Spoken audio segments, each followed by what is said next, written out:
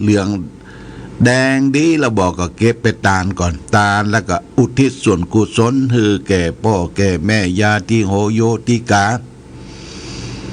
เฮ็ดทอบมันออกนี่ญาติโยมมันลิตร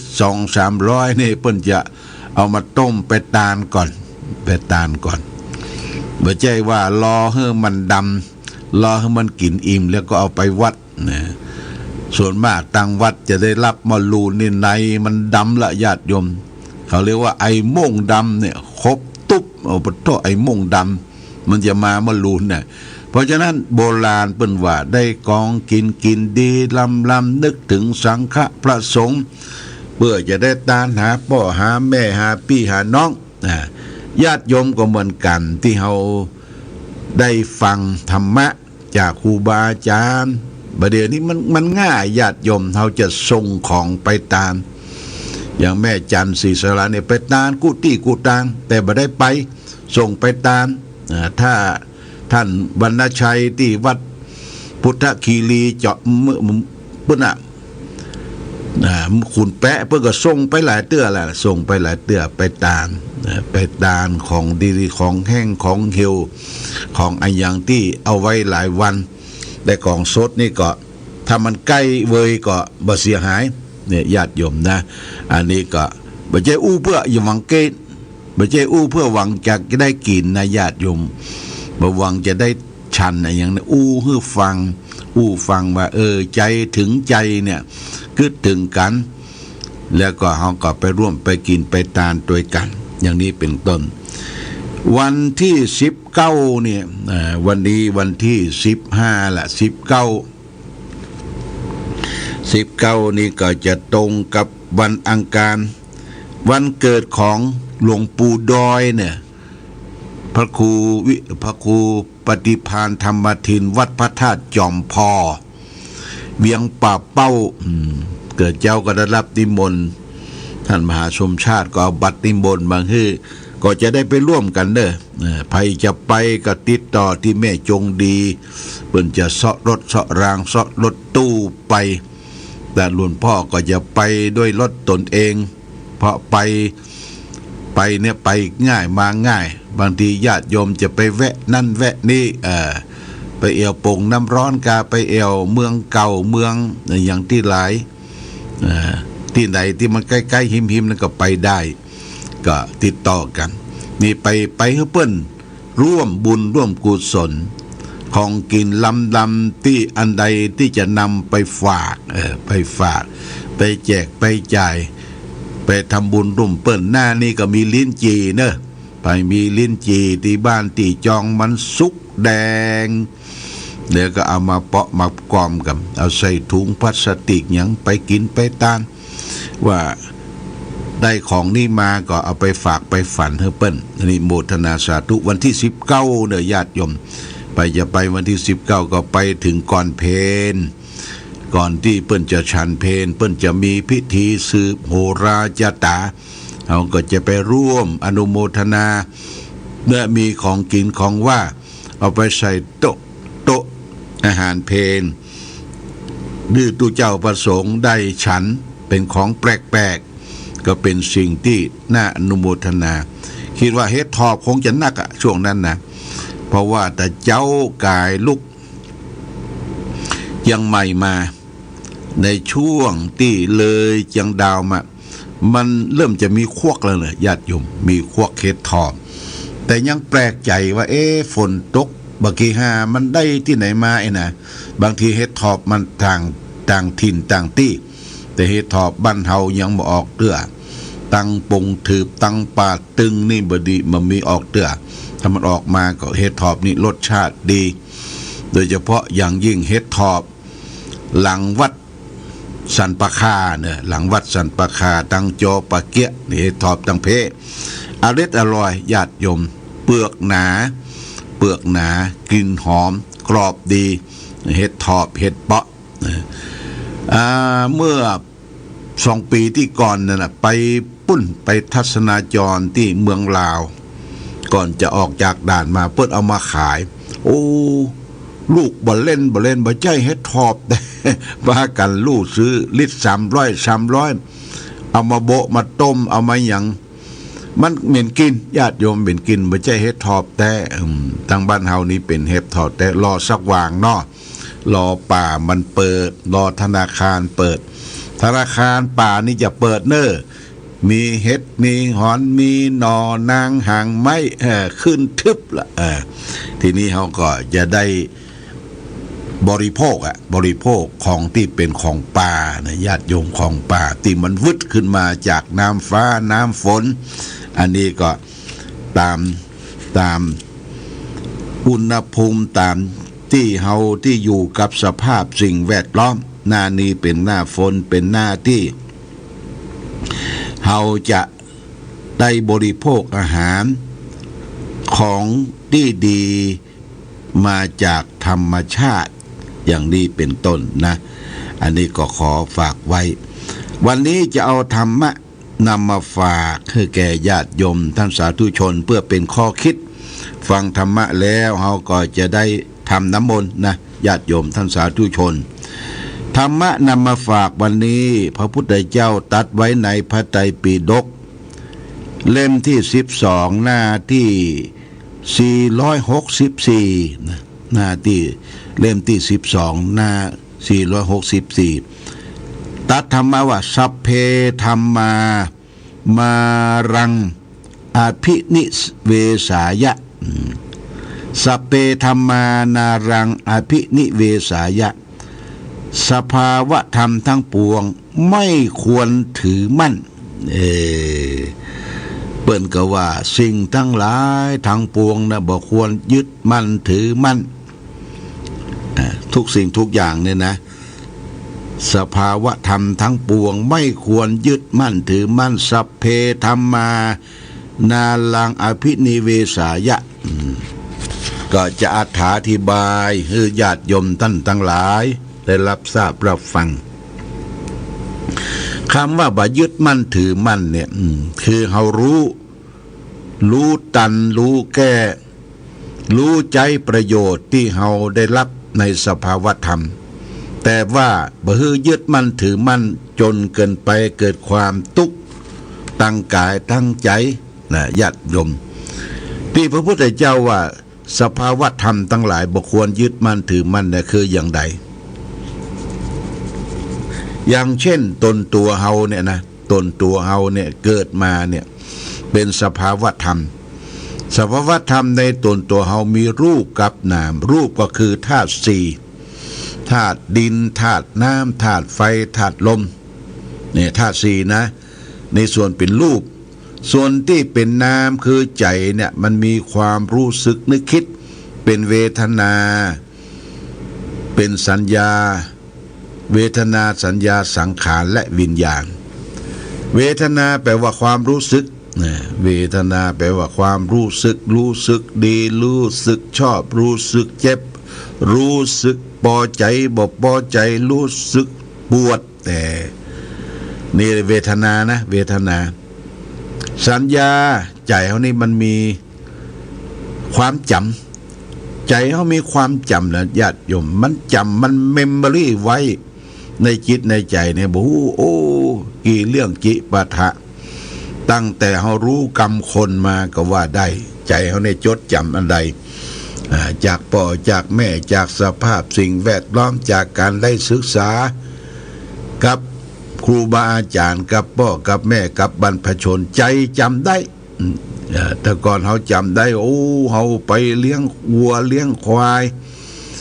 ไปเสาะปูเสาะปลา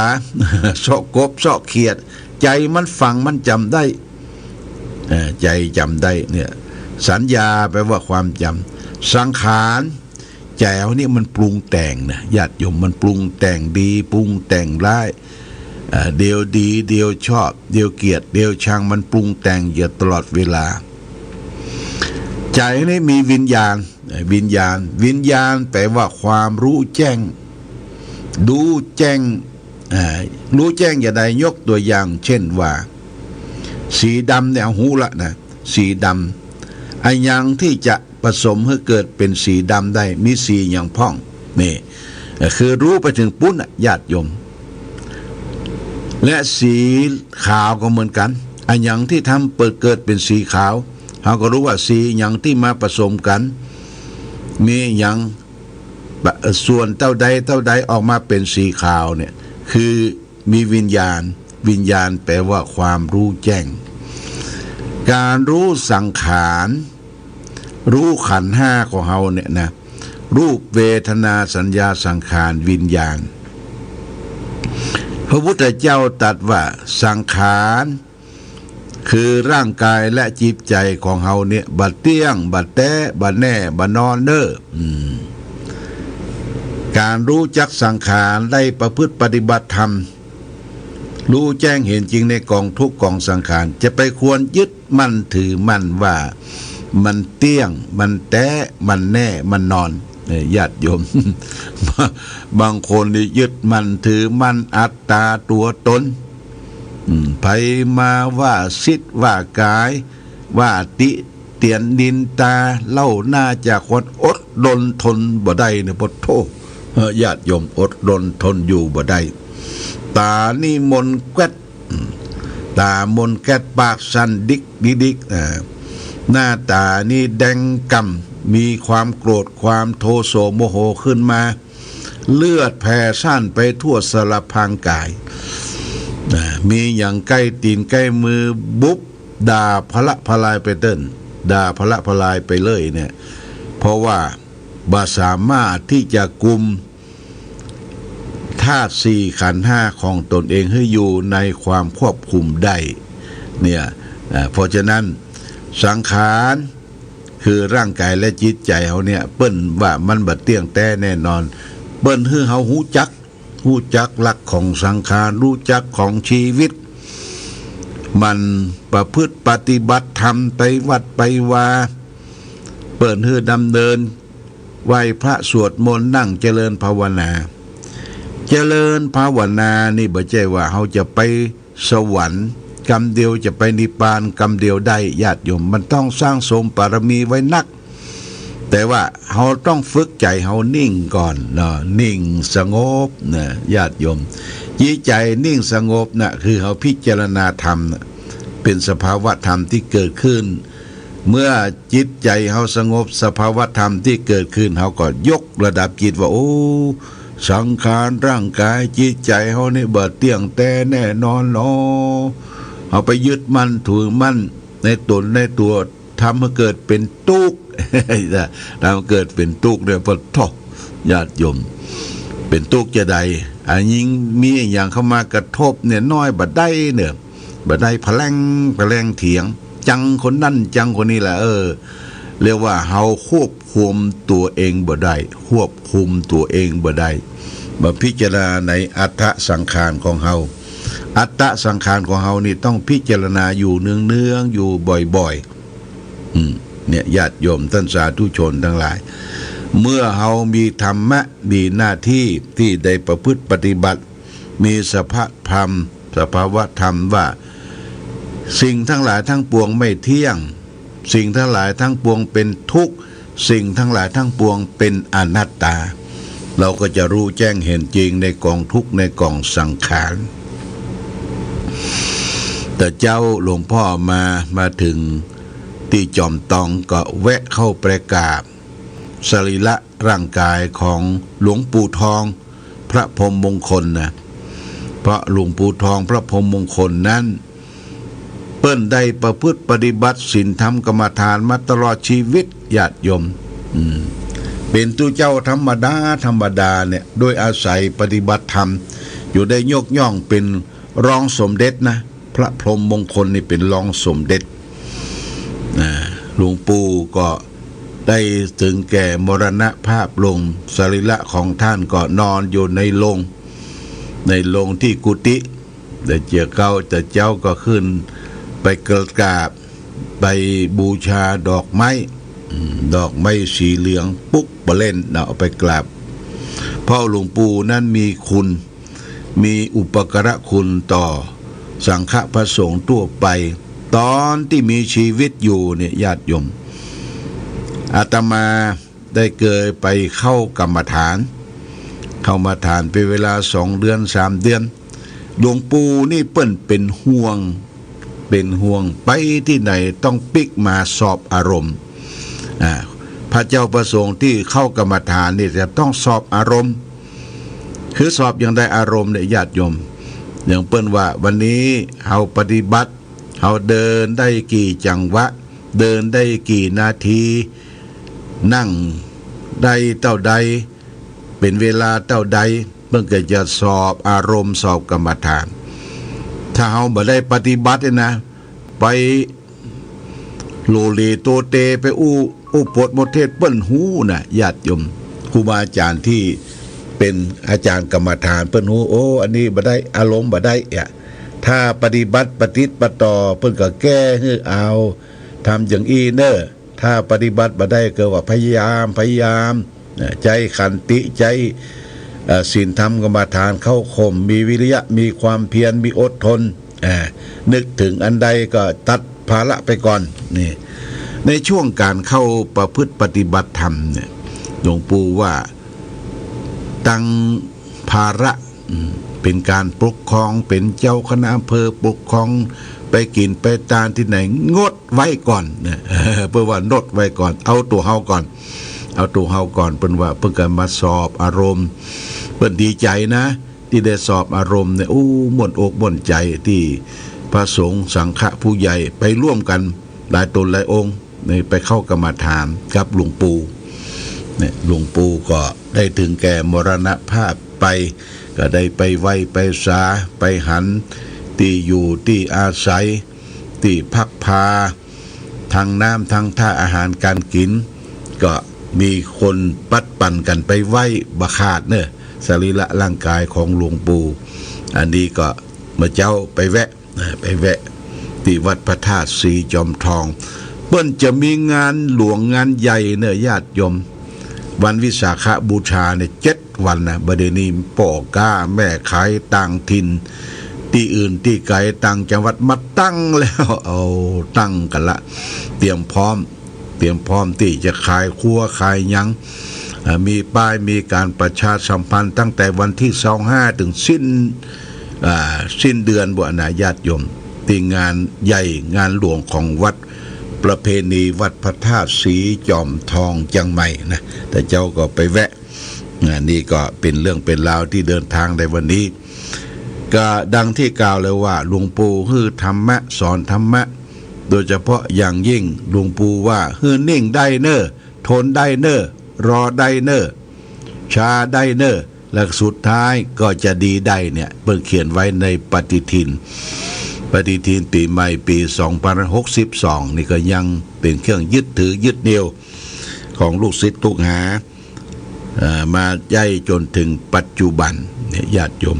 เนี่ยธรรมะทุกสิ่งทุกบางเป็นสภาวะธรรมเกิดขึ้นตั้งอยู่และดับไปขอเฮาท่านทั้งหลาย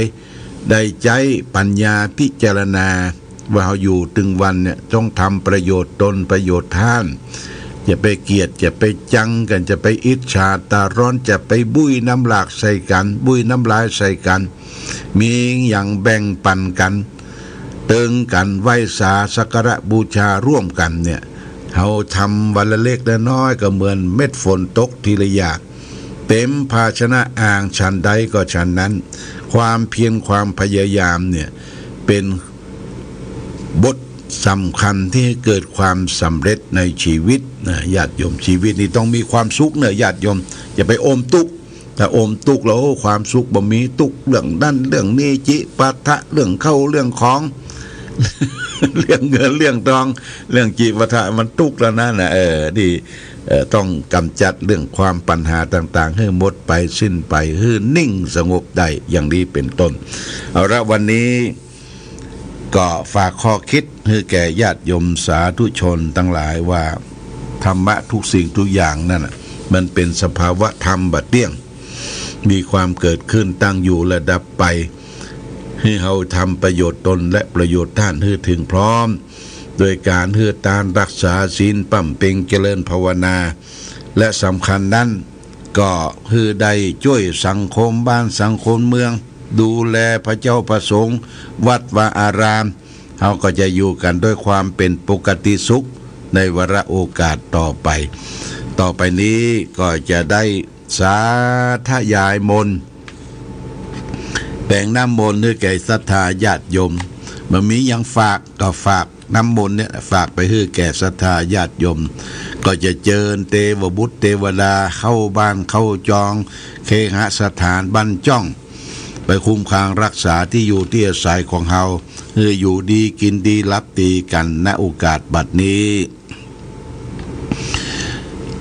สเก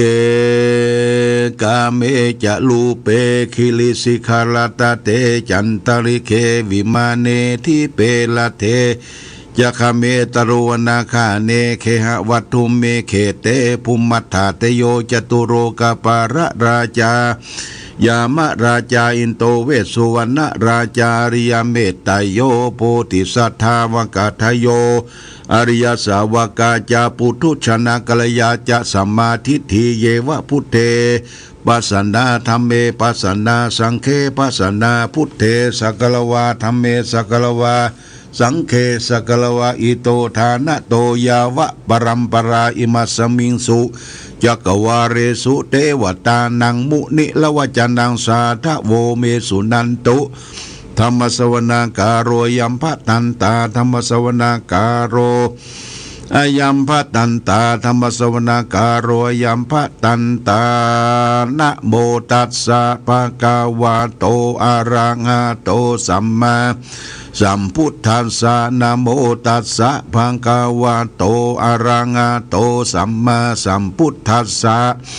นะโมตัสสะภะคะวะโตอะระหะโตสัมมาสัมพุทธัสสะโยสันนิสิโนวาระโพธิโมเลมาลังสะเจนังสุติตังวิจัยยะสัมโพธิมาขจิอานันตยาโนโลกุตตโมตังปนามามิพุทธังเยจาพุทธาอาติตาจะเยจาพุทธาอนาคาตาปัจจุปันนาจะเยพุทธาอังหังวันตามิสัพปตาอิติปิโสภะคะวาอะระหังสัมมาสัมพุทโธวิชาจารณะสัมปันโนสุขโตโลกาวิทูอนุตตโรปุริสะธรรมสารถิสัทธาเทวมนุสสานังพุทโธภควติพุทธังชีวิตังยาวะนิปานังสารนังคัจฉามินัตถิเมสารนังอัญญังพุทโธเมสารนังวะรังเอเตนะสัจจวะเชนะหนตุเมชยมังการังอุตตมังเคงหะวันเตงหังปัทะปังทรงวรุตตมังพุทเทโยชลิโตโทโสพุทโธขมาตุตังมามังอาทังคีโกอริยปัตโธชนะนังโมขัปปเวสายะอุชุจัมมังโคธัมโมอายังสันติกโรปนิโยนิยานิโกตังปนามามิธัมมังเยจะธัมมาอาติตาจะเยจะธัมมาอนาคตาปัจจุปันนาจะเยธัมมาอาหังวันตามิสัพปตาสวากขาโตภะคะวะตาธัมโมสันติติโกอาการิโกเอหิปัสสิโกโอปันนะยิโกปัจจตังเวทิตาปูวิญโยหิติธัมมังชีวิตังยาวานิปานังสารนังคัจฉามินัตถิเมสารนังอัญญังธัมโมเมสารนังวารังเอเตนะสัจจวัชเชนะหุนตุเมชยมังคารังอุตตมังเคงะวันเตงหังธัมมัญจะตุวีตังวรังธัมเมโยชาลิโตโทโสธัมโมขมาตุตังมังมังสังโฆวิสุทโธวรตะกินายโยสันตินทริโยสัพพะปรปะหิโนกุเนเกหิสมาธิปัตโตอนาสโวตังปนามามิสังฆังเยจะสังฆาอาติตาจะเยจะสังฆาอนาคตาปัญจุปันนาจะเยสังฆาอาหังวันตามิสัพปตาสุปฏิปันโนภะคะวะโตสาวกสังโฆโอชุปฏิปันโนภะคะวะโตสาวกสังโฆยายะปฏิปันโนภะคะวะโตสาวกสังโฆสามิจิปฏิปันโนภะคะวะโตสาวกสังโฆยะทิตังจัตตาริปุริสายุคานิอัฏฐปุริสปุคลาเอสะภะคะวะโตสาวกสังโฆอาหุนายโย ปาหุนายโยทักขินายโยอัญชลีกะละนิโยอนุตตรังปุญญเกตังโลกัสสติสังขังชีวิตังยาวะนิปานังสรนังคัจฉามินัตถิเมสรนังอัญญังสังโฆเมสรนังวะรังเอเตนะสัจจวัชเชนะโหนตุเมชยมังการังอุตตมังเคหะวันเตหังสังกัญจะทุวิตุตตมังสังเคโยชลิโตโทโสสังโฆกมัตตุตังมังอิเจวะมัตตนามัตนามัสสันมานังนมัสสะมโนรัตนัตยังปุญญาปิสันตังวิปุลังอาลตังตัสสานุภาเวนะนะหันตรายโยเอวเมสุตังเอกังสัมยังภควาสาวัตถิยังวิหารติเชตวันเนอนันทะเป็นดีกัสสะอารเมตถะโขภควาภิกขุอมันเตสิภิกขโวติปตันเตติเตภิกขุภควโตปัจจัสโสสงภควาเอตถโวจาเมตตายาภิกขเวเจโตวิมุตติยาสีวิตายาภาวิตายาภาหุลิกตายายานิกตายาวัตุกตายานุทิตายาปริจิตายาสุสามรัตยะเอกาทัสสานิสังสาปฏิกังกากรเมเอกาทัสสะสุขังสุปฏิสุขังปฏิพุชตินาปปะกังสุปีนังปัสสติมนุสสนังปิโยโหติอมนุสสนังปิโยโหติเทวตารักขันตินาสะอคีวาวิสังวาสตังวาคามติทุวตังจิตตังสมาธิยติมุขวันโนวิปัสสิสติยสัมมูลโหกลังกโลติอุตตริงอปติวิชันโตภมะโรโกปโคโหติเมตตายาภิกขเวเจโตวิมุตติยาสีวิตายะภาวิตายาภาหุลิกตายายานิกตายาวัตุกตายานุทิสายาปริจิตายาสุสามรยาอิเมกาทัสสานิสังสาปฏิกังขาดิธรรมโวจะภควาตมนาเตภิกขุภควโตภาสิตังอภินันทุนเตนะโมเมสัพพะเทวนังสัพพะคารหะจาเทวนังสุริยัญจะปะมุญจตสสิภุโมจะเทวนังสุริโยรูโตละพังบวิสติทีโวสุกโรวะมหาราปังโสโรระหุเกตุจะมหาราปังสัพพะพยังวินาสันติสัพพะพุทธังวินาสันติสัพพะโรกังวินาสันติลักขณาหังวันตามิสัพพะทาสัพเพเทวมังปรยันตุสัพพะทาเอเตนะมังคลาเตเทนะสัพพะโสติภวันตุเมโพสังโฆสติตังคโตธรรมนังวิจโยตระวิวิทยาตถาวิริยมปิติปัสสติโพสังฆาจัตถาปริสมาทุเบคาโพสังฆาสติเตสัพพทัสสินามุนินาสมัทคตาภวิตาภหุลิกตาสังวัตตันติอภิญญายะนิพพานายาจะโพธิยาเอเตนะสัจวัชเชนะสุทิเตโหตุสัพพตาเอกัสสมิงสมเยนะโถโมคาลันตกัสสปังกิลาเนทุกิเตทิตัวโพสังเกสัทธาเจตยิเตจตังอภินันติตัวโลกามุจิงสุตังคะเนเอเตนะสัจวัชเชนะสุทิเตโหตุสัพพตาเอกทาธรรมราชาบิเคลันเยนะปิปิลิโตจุนทัตเถเลนะตันเยวะปนาเปตัวนะสัทลังสัมโมทิตัวจะอาปทาตัมมาอุตาทิธานะโสเอเตนะสัจวัชเชนะสุทิเตโหตุสัพพตาปหินาเตจะอาปทาตินนันนัมปิมหิสินังมัคคะหรากิเลวะปตานุปติธรรมตังเอเตนะสัจวัชเชนะสุทิเตโหตุสัพพตายันตุนิมิตังอาวามังคลัญจโยจามนาโปสากุณาสัสสะโตปปะกะโหทุสุปินังกตังพุทธานุภาวินาวินาสเมนตุยันตุนิมิตังอาวามังคลัญโยจามนาโปสากุณาสัสสะโตปปะกะโหทุสุปินังกตังธรรมานุภาวินาวินาสเมนตุยันตุนิมิตังอาวามัง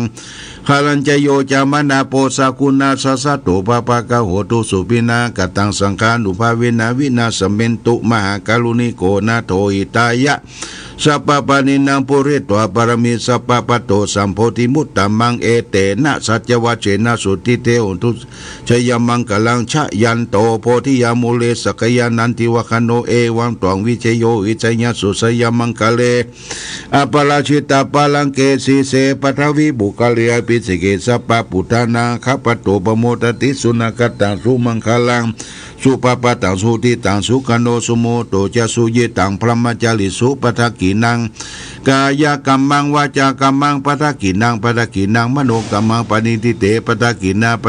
านิกัตตวนลปันเตปทักกิเนโสอัตระโตสุขิโตวิโลโนโหพุทธศาสเนอโลกสุขิดิวสาสเปยติปิสาอัตระตาสุขิตาวิโลนะพุทธศาสเนอโลกาสุขิตาอุเตสาสเปยติปิเตอัตระตาสุขิตาวิโลนะพุทธศาสเนอโลกาสุขิตาอุเตสาสเปยติปินัตถิเมสารนังอัญญังพุทโธเมสารนังวะลังเอเตนะชัจวัจเจนะอุนตุเตชยมังกลังนัตถิเมสารนังอัญญังธัมโมเมสารนังวะลังเอเตนะชัจวัจเจนะอุนตุเตชยมังกลังนัตถิเมสารนังอัญญังสังโฆเมสารนังวะลังเอเตนะชัจวัจเจนะอุนตุเตชยมังกลังยังกินจิรัตนังโลเกวิสัตติวิวิตังพุทโธรัตนังพุทธสมานาติตัสสมาสุติงภวันตุเตยังกินจิรัตนังโลเกวิสัตติวิวิตังพุทโธรัตนังธรรมสมานาติตัสสมาสุติงภวันตุเตยังกินจิรัตนังโลเก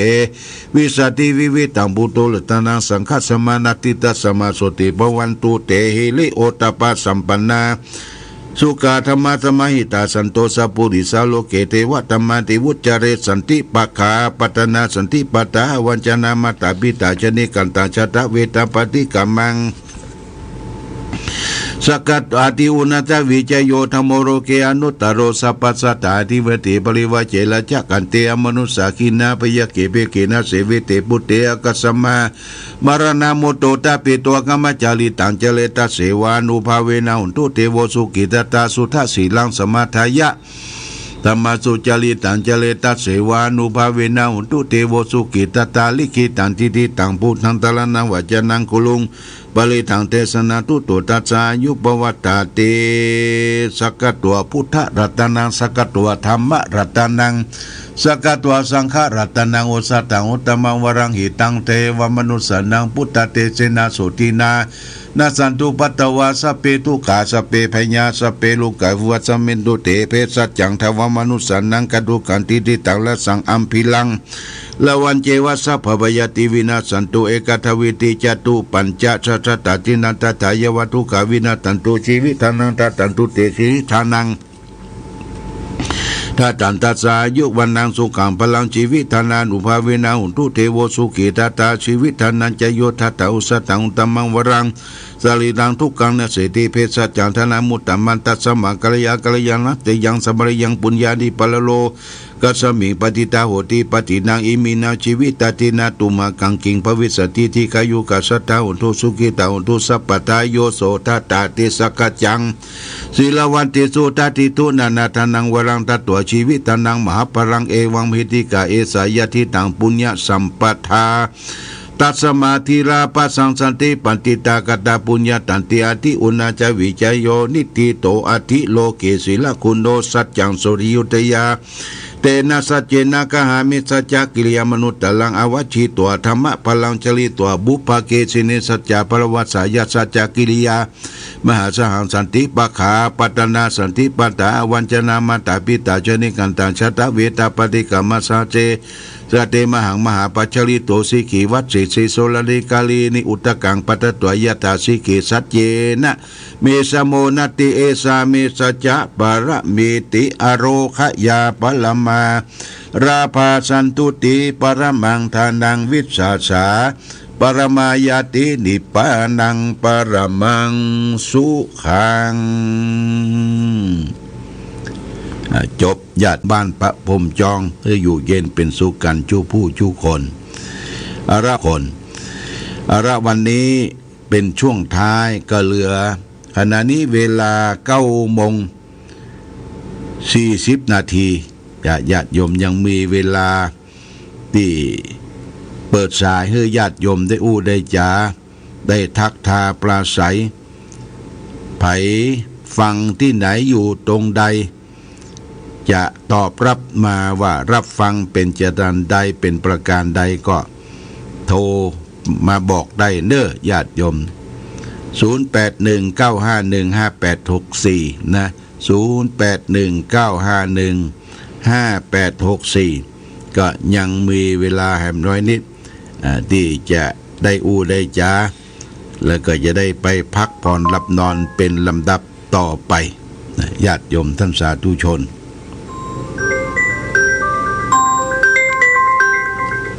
แม่จันศรีสละฟังก็รับไหว้ศาลเจ้าฮะได้ยินก่อเจ้า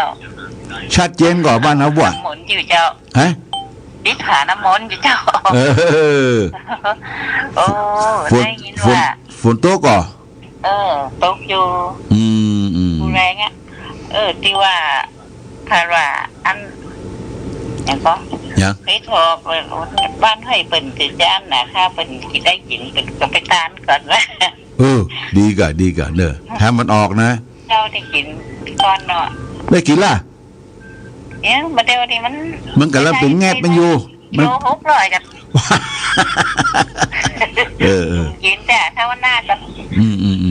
เขาก็ต้องเคยกินนะเนาะถ้าพูดมันจึงมีตั้งออกนักว่าตั้งพูดมีที่ออกก่อนพระเจ้ามันถอยมันได้กินก่อนนะฮะก่อนปลาตึงมันมีว่าตั้งพวกตั้งพะเยาอ่ะปลามีนะฮะปลานั่งขนาดเลยโอ้ดีกะถ้ามันปีนี้มันฝนดีอย่างดีมันออกนักนะถ้ามันออกนักซื้อไว้เปิ้นต้มเด้อแล้วเปิ้นแพ็คใส่ตู้เย็นไว้นะเด้อดีขอคืนนะแม่จันเด้อขอคืนเด้อโมทนาสาธุราชเจ้าก็ผ่านไปวัดพุทธคีรี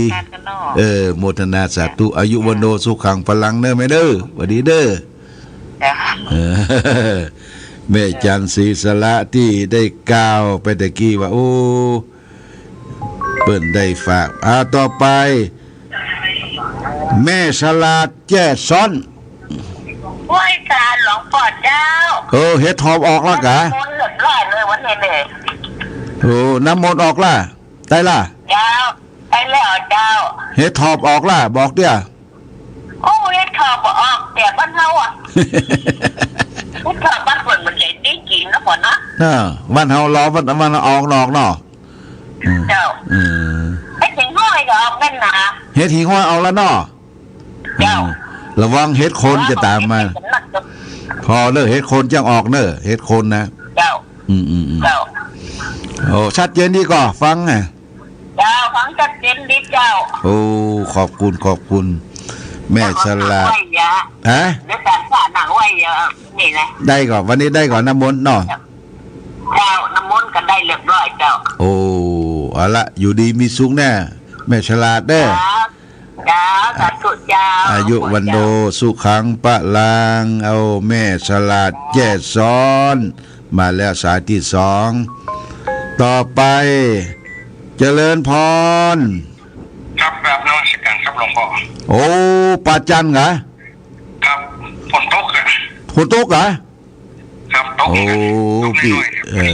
โยมบ้านปาจันเวียงปับเป่าชัดเจนก่อนชัดเจนครับผมฟังดอยหมอกครับโอ้ดอยหมอกเรดิโอเนาะ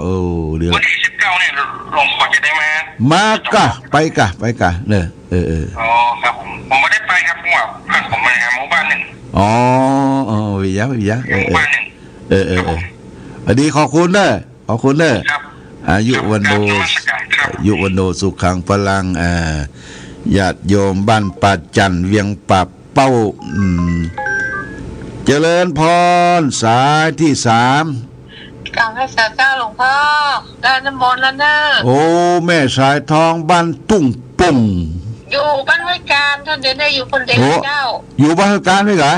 เจ้าก่อนจะไปอยู่กับโลกมันมีใครอยู่ท่านเดินน่ะโอ้อยู่คนเดียวเจ้า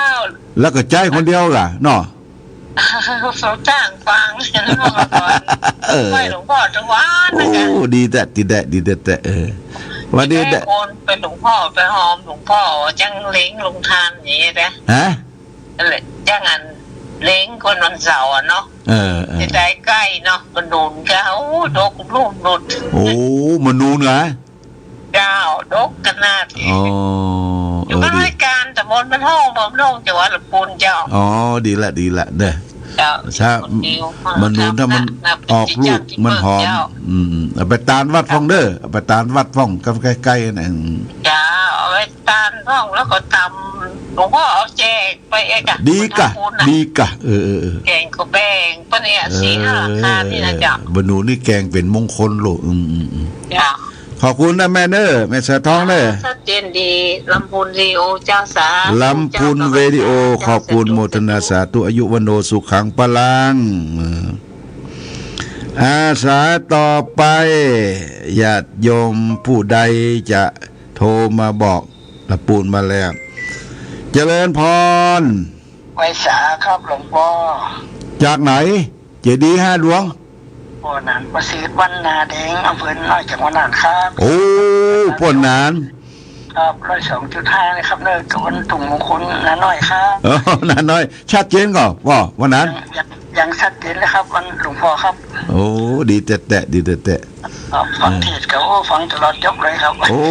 โมทนาสาธุอายุเท่าไรแล้วเรียกพ่อนั้น75ครับ75โอเคเดี๋ยวพ่อไปปีได้ปีกระต่ายเหรอกระต่ายครับโอ้ดีละแข็งแรงดีก็สภาพร่างกายครับแข็งแรงดีไปเลยครับโอ้ดีละโมทนาเด้อพ่อหนานเด้อครับน้ำกินน้ำกันอยู่ตลอดครับเนาะโอ้ดีละเป็นผู้จารด้วยเนาะครับโอ้ดีรักษาสุขภาพเด้อช่วยวัดช่วยวาครับกำลังใจให้หลวงพ่ออยู่ดีขอบคุณโมทนาสาธุเด้อพ่อหนานเด้อสวัสดีเด้อครับคุณเจ้าเทพอาจารย์หลวงพ่อตลอดครับดีครับดีพ่อหนานน้อยเมืองน่านนะโทรมาอาสาต่อไปเอาสัก 2-3 สายเนาะฮัลโหลวัดดีฝนตกก่อตั้งสันกำแพงล่องหัวแดงตกเจ้าฮะมาตกฮ้อนต่อฮ้อนอ่ะเปิดพัดลมมันฮ้อนเฮ็ดจะออกกะฮะเจ้าเปิดพัดลมมันฮ้อนฮะมันฮ้อนกับมันคืนบ่ฮ้อนอยู่อ่ะเป็นยังอยู่กับไผแม่อยู่นี่ก็อยู่คนเดียวมาเด้อหลานมาได้กะดีฟังชัดเจนเนาะแม่เนาะอาทิตย์เช้า3 อาทิตย์แล้วก็ยังเรียนเลยมีหยังฮะทำอาจารย์โอ้วัดโทงานใหญ่เนาะวัดร้องงัวแดงสันกำแพงจังใหม่ดูตั้งเนออันนี้เจ้าคณะอำเภอฮะเจ้าคณะอำเภอกำแพงอ่ะโอ้ทำหลวงแล้วเด็ดทำหลวงเนาะโมทนาเนอแม่เนอสวัสดีเนอขอบคุณร้องงัวแดงสันกำแพงเชียงใหม่ยายพรร้องงัวแดงสันกำแพงเชียงใหม่อาสาต่อไปเจริญพรกับไว้สาเจ้าหลวงพ่อโอ้เสียงแก้วเนอแม่สุแก้วเจ้าแม่สุแก้วบ้านศิลาพรเด้อชัดเจนดีวันนี้หลวงพ่อไปทำบุญวัดพระพุทธคีรีวัดอาจารย์วรรณชัยนะเจ้าใช่แม่นโอ้แม่สุแก้วขออนุโมทนาบุญด้วยเด้อดีละได้ขึ้นดอยลอยห้อยจ้ะอดต่อใจบ่ถึงบ่แถวนะบ้านแปะบ่ขุนแปะบ่เนาะโอ้โธ่เจ้าผักน้อยใช้เขือปนักเด้อโอ้ก็ใส่รถมาเป็นซ่าปะโธ่เจ้าแบบไว้สาเด้อหลวงพ่อขอบคุณนะแม่สุแก้วได้เจ้าได้น้ำมนต์แล้วเรียบร้อยได้สืบชะตาโดยเด้อโอ้โมทนาสาธุอายุวันโนสุขังพลังสาธุเจ้าสวัสดีเจ้าแม่สุแก้วศิลาพรเจริญพรแม่มัมไหว้สาเจ้าแม่มัมเราปักไว้ อันน้ำมนต์หักไปซ่อมอยู่ที่เก่านี่หลายจุกแล้วนะเจ้า ปดถอดีกะมันพูกดื่มน้ำมนต์เนี่ยเนอะได้ถูกหวยเนอะ เจ้าตีกายบอกว่ามันน็อกเลยจ้ะว่าโอ้ตั้งไว้เนี่ยไอ้น้ำดีกะมุทนาสาธุหรือลูกคือหลานฟังมาเอาลูกหัวเขาพ่องเด้อลูกหลานเอาผมบ้านผมจองอยู่เย็นเป็นสุขเนอะแม่หมอมเนอะ จะไปวาดน้ำพุนั่น ไปได้ก่อ ได้โทรรถไปนะกับเจ้า มันพูดวันศีลไฟกรรมเนาะยังไว้ผู้ศีลนะเจ้าไว้ผู้ศีลนะเอารถไปแต่ไม่ได้ขี่รถเนาะโทรรถเนาะเอาครัวใส่แต่อันนี้โลดแน่โลดก็โทรไปจ้ะ รถเป็นติ๊กเปิ้งไม่ได้ขี่ผมได้บอกไก่สักก็ได้นะเจ้าใกล้บ้านนั่นกะใกล้ได้ผมใกล้น้ำกอกไก่มักไปให้พอดีอยู่ดีละใจถึงใจไปได้เนอะขอบคุณนะแม่หมอมเนอะขอบคุณเนอะเจ้าไหว้สาเจ้าวัดดีแม่หมอมเราปากก๋อยนี่ดังกับไก่จนเนอะไก่จนเราปากก๋อยเจริญพรไหว้สาเจ้าหลวงพ่อจากที่ไหนจากลำปางบ้านไร่น้าน้อยแม่น้อยอุตรดิตถ์เจ้าบ้านไร่น้าน้อยแม่น้อยเนาะเจ้าเอาน้ำมนต์เธอหลวงพ่อด้วยเนิดได้แล้วกะได้แล้วเนาะวันนี้เนาะเจ้าได้แล้วเจ้าชัดเจนดีเนาะโมทนาสาธุเนอะเจ้าอายุวันโนสุขังพลังเนอะแม่เนอะแม่น้อยเนอะวัดดีนี่ลำปางก็มาแล้วเนาะหลายตีหลายตังเจริญพรไว้ท้าพระพุทธเจ้าแม่เรียนแสนต่อเจ้าชัดเจนดีเนอะชัดเจนดีเจ้า94เจ้า94เนาะดีละเจ้าโมทนาสาธุอายุวันโนสุขังพลังแม่เรียนเนอะเจ้ากำลังใจเนอะขอบคุณอนุโมทนาอายุวันโนสุขังพลังสุดตาเอาละญาติโยมเอาแหมสักสาย2 สายก็จะหมดเวลาก็จะหมดเจริญพรเจ้าสาธุเจ้าจากที่ไหนแม่น้อมตะจางเวียงหนองรองเจ้าเมินน่ะมาได้โหเมินกี่ปีพ่อมาถึงปีฮะแต่เจ้าไม่ได้เจอกันนะแต่เจ้าไปก็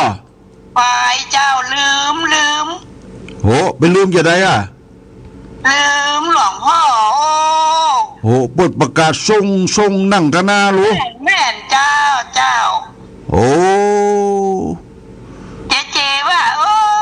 อันท่านพระครูเพิ่นก็มาเด้อลืมไปลงมาแล้วเข้าไปหาเมินน่ะมันได้เข้ามาต้นมะกอกนะก็มันต้องออกภาษาบุกะมาเดียวมันเปิ้นมันยอดมันปองเนี่ยเป็นเอาใส่อย่างนะยอดปองเอากับลาบหมูว่าอึ่งกะหุ้ย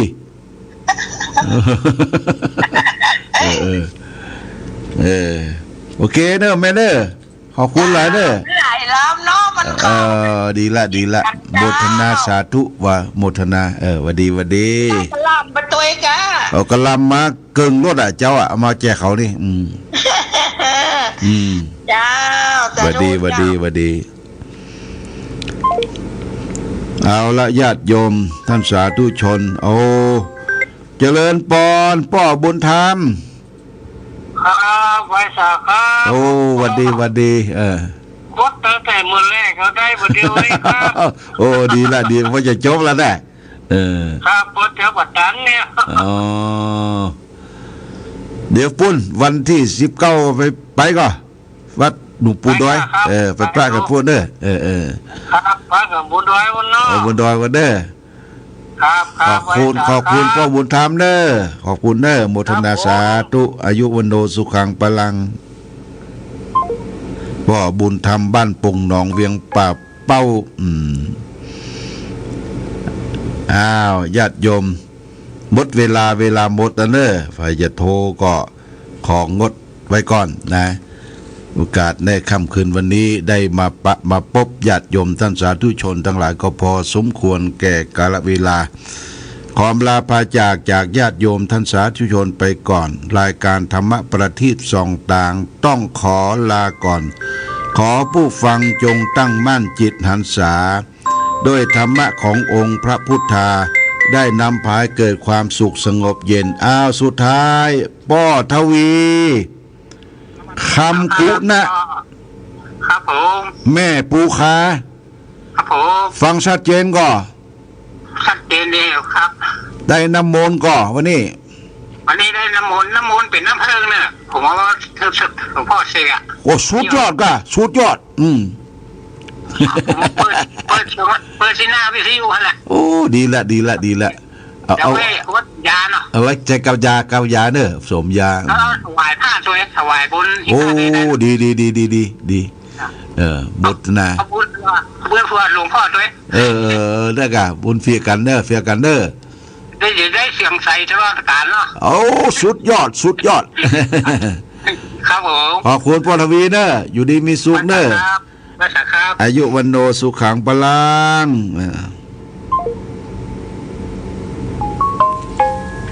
เอา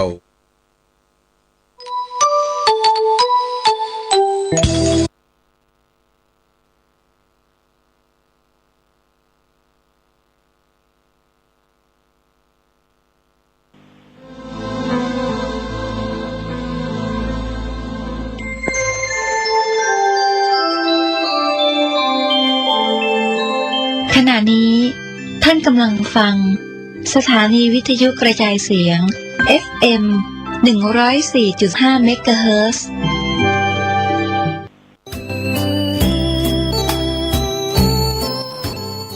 งานทำบุญฉลองกุฏิสงฆ์โฮงหลวงปอยหลวงของวัดวังสิงห์คำเนอะวันที่13 14 15 16 17เนอะงานกินใหญ่ตะหลวงปอยหลวงวัดวังสิงห์คำวันที่14เป็นวันเจริญพระพุทธมนต์ฉลองสมโภชถวายทานกุฏิสงฆ์และเสนาสนะถวายไว้ในบวรพุทธศาสนาเปิดป้ายกุฏิสงฆ์โฮงหลวงแล้วก็วันที่15เป็นวันตกแต่งดาครัวกินครัวตานที่บ้าน16 17ญาติโยมศรัทธาและหัววัดต่างๆประมาณ350หัววัดแห่เครื่องไตรยตานเข้าร่วมทำบุญถึง2วันปล่อยหลวงมีแล้วตาลก็ชื่นสวงมาฮับบุญสนเอาไว้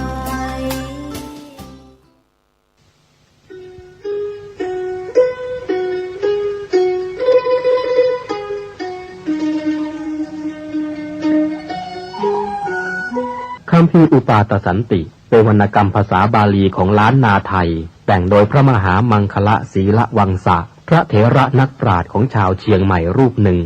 ในสมัยของพระเจ้าสิริธรรมจักรวรรดิลกราชาธิราชหรือพระเจ้าติโลกราชรัชกาลที่11แห่งราชวงศ์มังรายเป็นพระคาถาล้วนจำนวน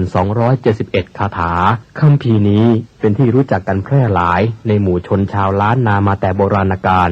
ทั้งพระสงฆ์สามเณรและชาวบ้านพากันสวดและฟังอุปาทสันติเพื่อกลับความร้ายให้กลายเป็นความดี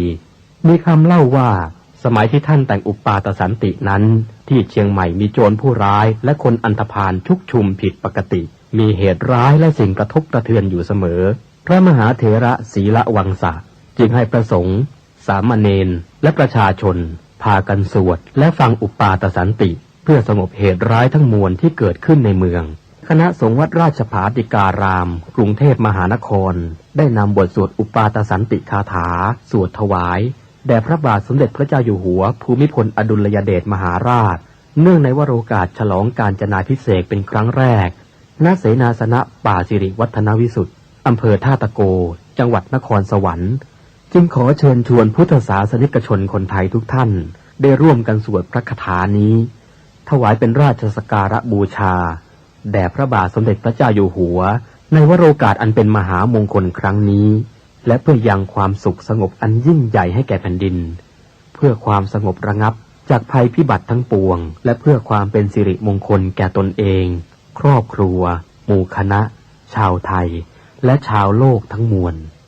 สรัจฉังสะเสนังสะพันธุงนริน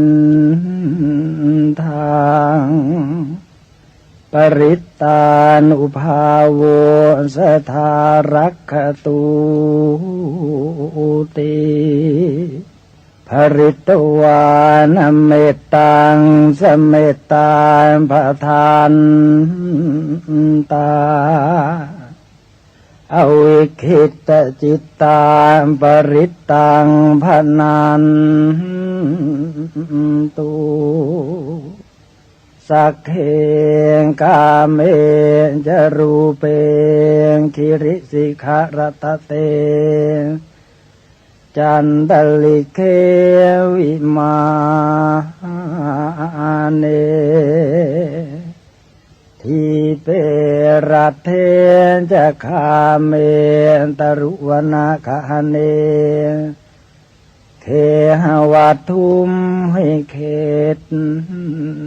เตภูมิมาจายันตุเทวาชละทละวิสเมยัคขกันทัพพนาคาติทันตาสันติเกยังมุนิวรวจนังสานทโวเมสุนันตุธรรมัสสวนกาโลยัมปทันตาธรรมัสสวนกาโลยัมปทันตาธรรมัสสวนกาโลยัมปทันตานะโมตัสสะภะคะวะโตอะระหะโตสัมมาสัมพุทธัสสะนะโมตัสสะภะคะวะโตอะระหะโตสัมมาสัมพุทธัส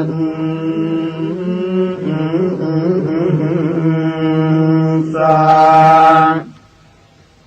นะโมตั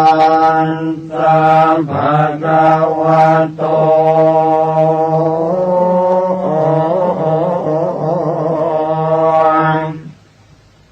อะระหะโตสัมมา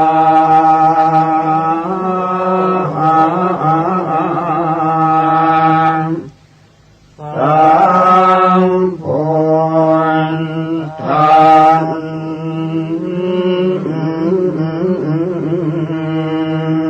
สะสุตุ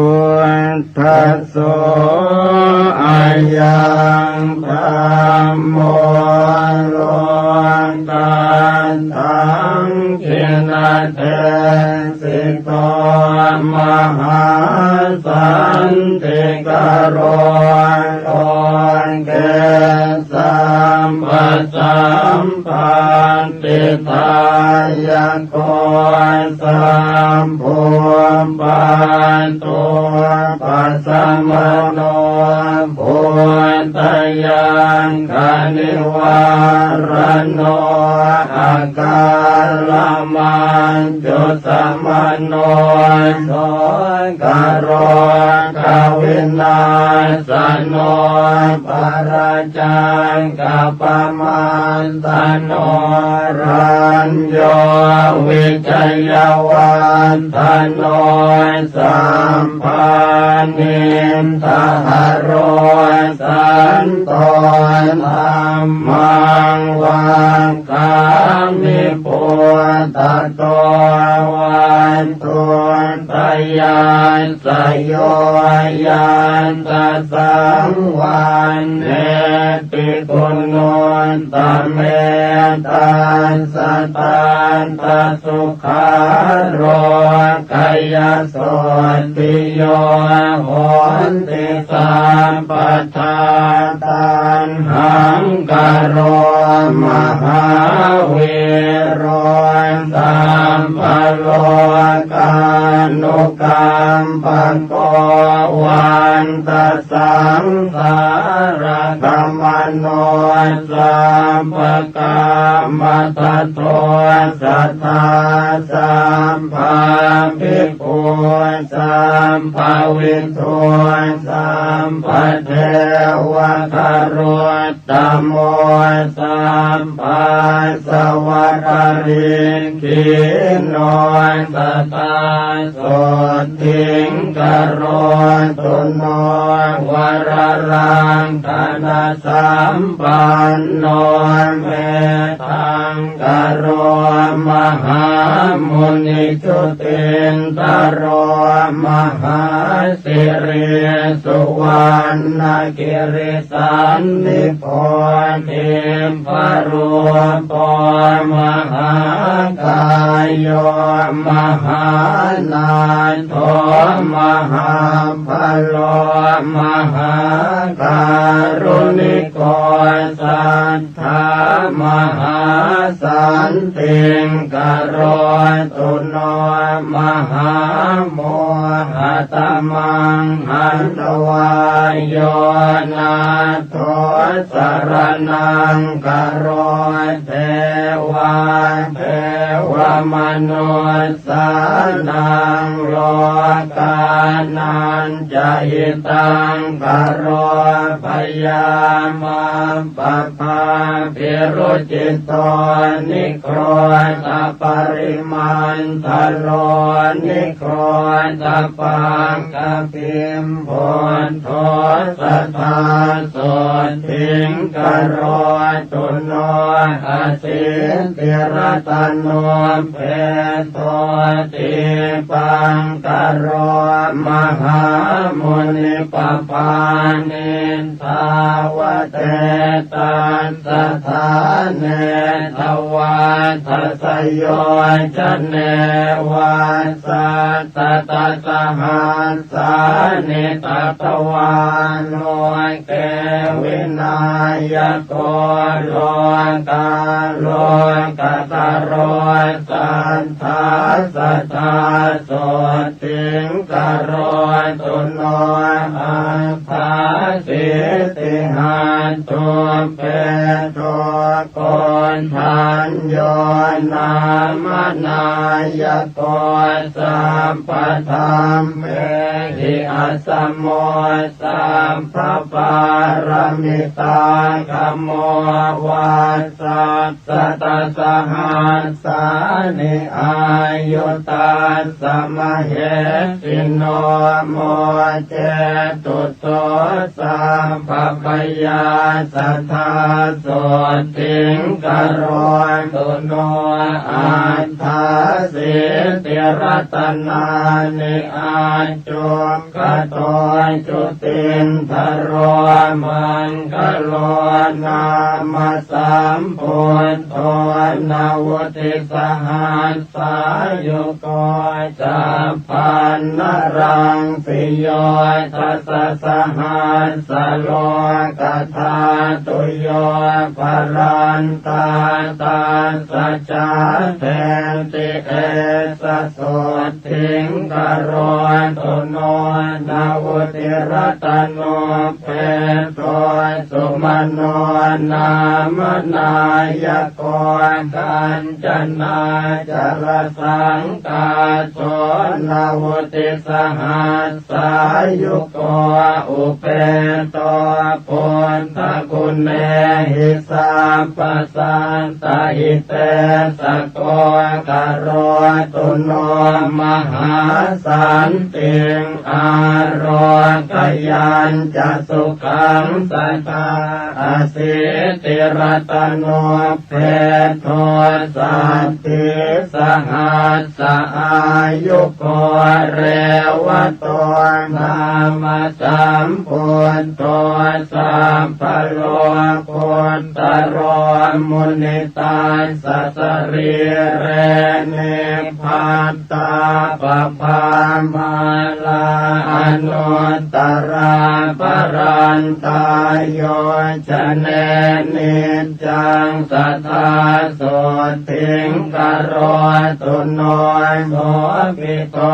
นามาสัมพุทโธนาวุติสหัสสายุโกสังสารสังคเรสันเตภะหุโมเจติทุกขโตอัตถปัญญาสารตนังอาจุกโตมหามุนิโอภาเสติติสาสัมภาสัทธาโสติงกโรตุโนอโนมัทานสิสามพุทโธ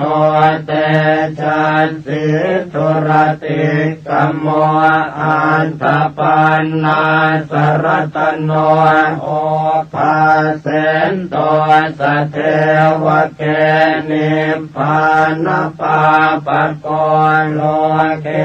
วัสสัสตสหัสสายุกโรตุโนมหาสันติงสุขิตาจะมยังสัทธาปทุโมนามาสัมพุทโธโลกเจโธนราสะโพอันตปัญญาสารตโนอาทิตโยววิโรจติวัสสัสตสหัสสานิอายุตัสสะมเหสิโนโสปิพุทโธการุณิโกสัทธาโสติงกโรตุโนอัตถาสิติรัตโนเปโทนารโทสัมปตามโตนิรันตรังติวาราติงโยชนังปรเตปภา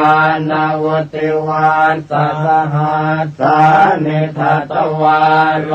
เกวินายโกโมเจติทุกขโตสัตเตโสภิสุทิงกโรตุโนอัตตปันนาสรตโนปทุโมตตโรมหามุนิตาสัพพกติการังสิภรันติทวาทัสโยชเน